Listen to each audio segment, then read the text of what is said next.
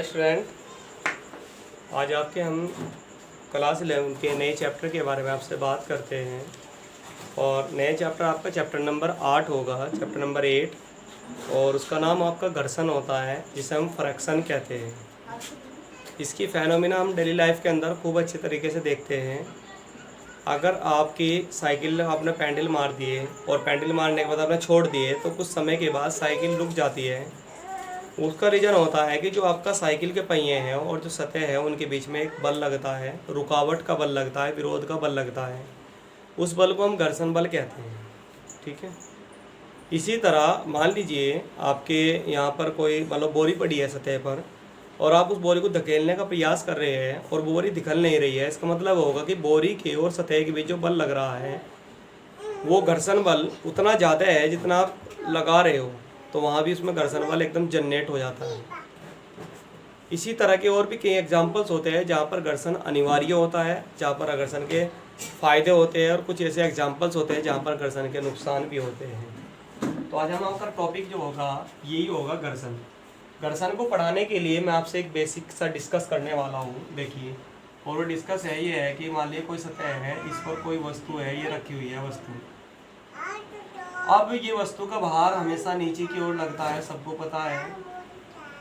आपने क्या काम किया, आपने इस पर एकदम से यहाँ से आए, मान लीजिए जब तक आपने इस पर भार का बल नहीं लगाया, ये रखी हुई है वस्तु, तो केवल इस पर भार कार्य करेगा नीचे की ओर और तल की प्रतिक्रिया कार्य करेगी ऊपर की ओर, बस ये लगेगा।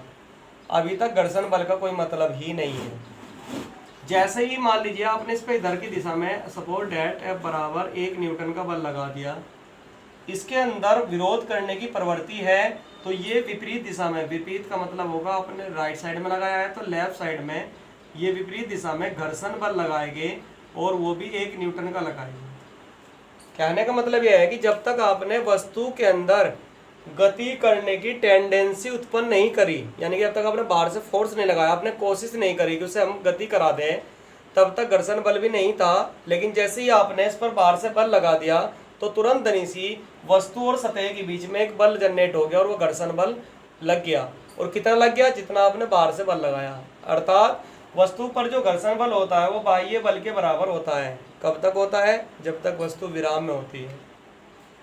सपोज डेट आपने बल को बढ़ा करके 3 न्यूटन कर दिया और वस्तु अब भी आगे की ओर नहीं चल रही है, तो इसका मतलब क्या होगा? इसका मतलब ये होगा कि अगर आपने 3 न्यूटन लगाया है तो इधर से भी कोई 3 न्यूटन का बल लग रहा है जिसने उसे रोक दिया, इसलिए वस्तु नहीं चल रही है। तो घर्षण बल अपना आप ही बदल करके 3 न्यूटन हो जाएगा, अपने आप ऑटोमेटिक जनरेट हो जाएगा। सपोज डेट आपने 5 न्यूटन लगा दिया तो ये भी 5 न्यूटन हो गया, लेकिन 5 न्यूटन पर वो कंडीशन आ गई कि जस्ट स्लाइडिंग वाली कंडीशन आ गई।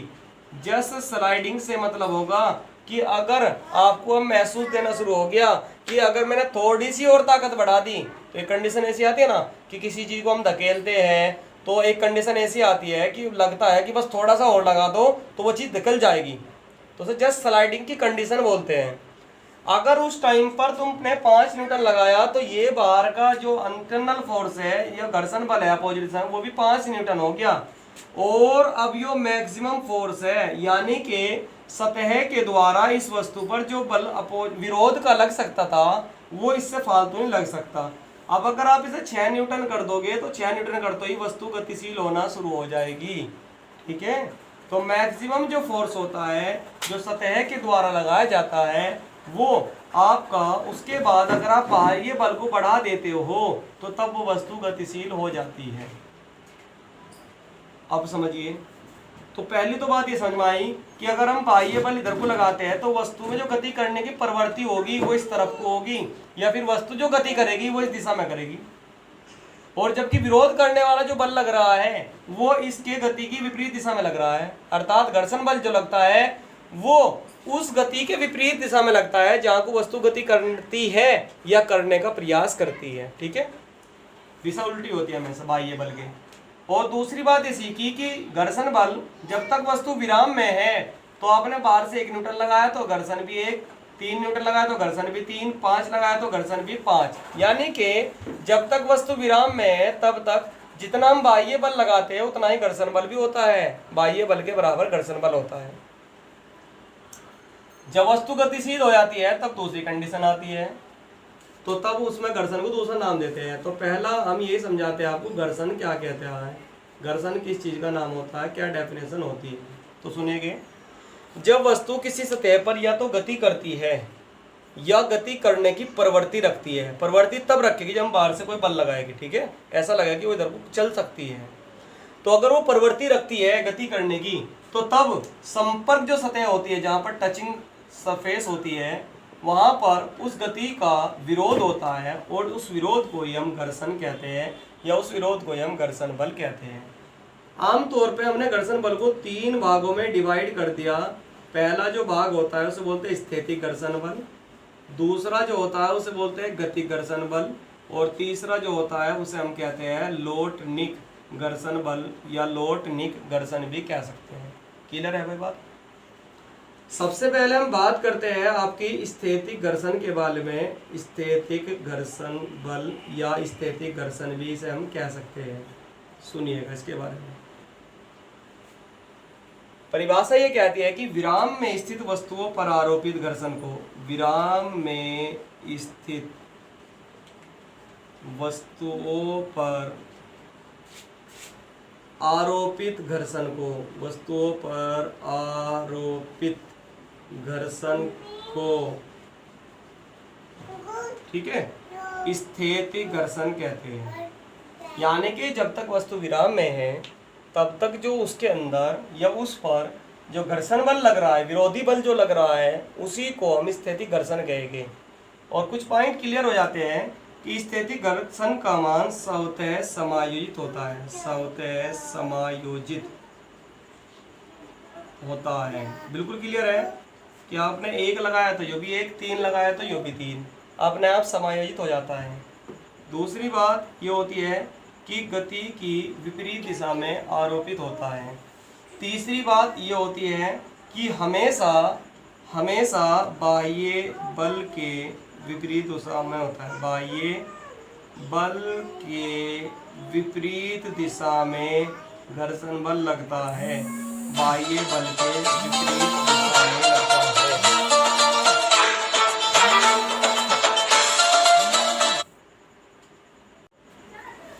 जी, बाह्य बल अगर जिधर को हम लगाते हैं हमेशा उसके विपरीत दिशा में लग जाता है, ठीक है। यहाँ पर एक छोटी सी डेफिनेशन होती है, उसे बोलते हैं हम सीमांत घर्षण बल। देखिए, सीमांत घर्षण का मतलब क्या होगा, जो भी हमारा अधिकतम स्थैतिक घर्षण बल होता है, अधिकतम स्थैतिक घर्षण, जो अधिकतम स्थैतिक घर्षण बल होता है उसे हम सीमांत घर्षण कहते हैं। कैसे? मैंने अभी आपको समझाया कि 5 न्यूटन आपने बाह्य बल लगा दिया तो इसमें मैक्सिमम से मैक्सिमम 5 न्यूटन लग सकता है, इसके फालतू नहीं लग सकता है। तो ये जो अधिकतम बल लग रहा है जब तक वस्तु विराम में है, उसे एकदम उसके बाद में वस्तु गतिशील हो जाएगी तो उस घर्षण बल को सीमांत घर्षण कहते हैं, ठीक है भाई। अब आपको मैं कुछ नियम बताता हूँ। सीमांत घर्षण के कुछ नियम होते हैं और ये कह लीजिए फॉर्मूला स्थैतिक घर्षण बल का यहीं से ही बनता है। मैं स्थैतिक बोलूँ तो सीमांत भी एक प्रकार से स्थैतिक घर्षण ही होता है, नया प्रकार नहीं है। बस स्थैतिक का जो अधिकतम मान होता है, सबसे ज़्यादा जो मान होता है उसे सीमांत कहते हैं, बाकी ये है स्थैतिक ही। तो मैं सीमांत घर्षण के नियम के हूँ या स्थैतिक घर्षण के नियम के हूँ, बात एक ही होती है। तो पहली बात तो ये होता है कि जो आपका घर्षण बल होता है वो तल की प्रकृति पर डिपेंड करता है, ठीक है। तल की प्रकृति व वस्तु की प्रकृति कि कैसी है, वो खुरदुरी है, तल कैसा है, खुरदुरा है या चिकना है, वस्तु चिकनी है, खुरदुरी है, केवल इनकी प्रकृति पर डिपेंड करता है। इनका जो आकार होता है, कितना बड़ा है या कितना छोटा है, क्षेत्रफल ज़्यादा है या कम है, पर निर्भर नहीं करता है। ये ध्यान रखेंगे, क्षेत्रफल पर और इनके आकार पर निर्भर नहीं करता है, ये आपको याद रखना है, ठीक है। तीसरी बात ये होती है कि स्पर्श रेखीय लगता है। जो घर्षण बल होता है वो स्पर्श रेखीय लगता है, मतलब जो भी आपकी संपर्क सतह होगी उस संपर्क सतह के स्पर्श रेखीय लगेगा और गति के विपरीत दिशा में लगता है। एक पॉइंट ये होता है हमारा। चौथी बात ये होती है कि जो हमारा स्थितिक घर्षण बल होता है वो प्रतिक्रिया के समानुपाती होता है। अर्थात कहने का मतलब होगा कि भार जितना ज़्यादा होगा प्रतिक्रिया उतनी ही ज़्यादा होगी, और प्रतिक्रिया जितनी ज़्यादा होगी घर्षण बल भी उतना ही ज़्यादा होगा।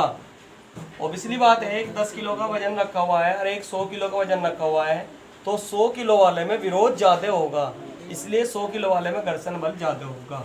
यहाँ से समानुपाती चिन्ह हटाते हैं तो एक नियतांक लेते हैं, और वो नियतांक लेते हैं म्यू एस। ये जो u होता है ना, u तो इस तरह होता है, एक और टांग निकाल दो, इसे बोलते हैं म्यू, और साथ में s लगाते हैं तो ये क्या होगा म्यू एस। ठीक है, म्यू एस और इंटू में r। इस तरह से फॉर्मूला बन जाता है आपका एफ एस बराबर म्यू एस इंटू में r। और जो ये म्यू एस होता है, म्यू एस को बोलते हैं हम स्थैतिक घर्षण गुणांक। इसका नाम होता है स्थैतिक घर्षण गुणांक, इसे हम बोलेंगे स्थैतिक घर्षण गुणांक कहते हैं। क्लियर है भाई। नेक्स्ट जो आपका दूसरा टाइप होता है वो गतिक घर्षण होता है, और उसके बारे में मैं आपको यहीं पर ही समझा दूंगा। क्या कि अभी आपने देखा कि जब हमने अधिकतम घर्षण बल से ज़्यादा बल आरोपित कर दिया तो वस्तु गतिशील हो जाएगी। अब जब वस्तु गतिशील हो जाएगी तो ये मतलब नहीं है कि घर्षण बल खत्म हो गया, बल्कि जो अधिकतम घर्षण बल लग रहा हो तो लगा ही रहेगा, क्योंकि बाह्य बल ज़्यादा होगी इसलिए वस्तु गतिशील होगी। ठीक है, बस इसमें क्या होता है, छोटा सा अगर मैं डीपली जाता हूँ तो थोड़ा सा वैल्यू हल्की सी पॉइंट कम हो जाती है, बाकी जो अधिकतम घर्षण बल होता है वो हमेशा आरोपित रहता है। तो स्थैतिक घर्षण की गतिक घर्षण की परिभाषा आपकी ये बन जाएगी कि जब वस्तु गतिशील है तो गतिशील वस्तुओं पर आरोपित जो घर्षण होता है, जब वस्तु गतिशील होती है तो उन पर जो घर्षण लगता है या फिर उन पर जो विरोधी बल लगता है उस बल को हम क्या कहते हैं, गतिक घर्षण कहते हैं। पॉइंट क्लियर है भाई। गतिक घर्षण का ही फॉर्मूला यही होगा, एफ के लिखूंगा और ये आ जाएगा म्यू के आ जाएगा इंटू में आर आ जाएगा, और म्यू के को हम बोलते हैं गतिक घर्षण गुणांक। क्या क्या ले गया, गतिक घर्षण गुणांक।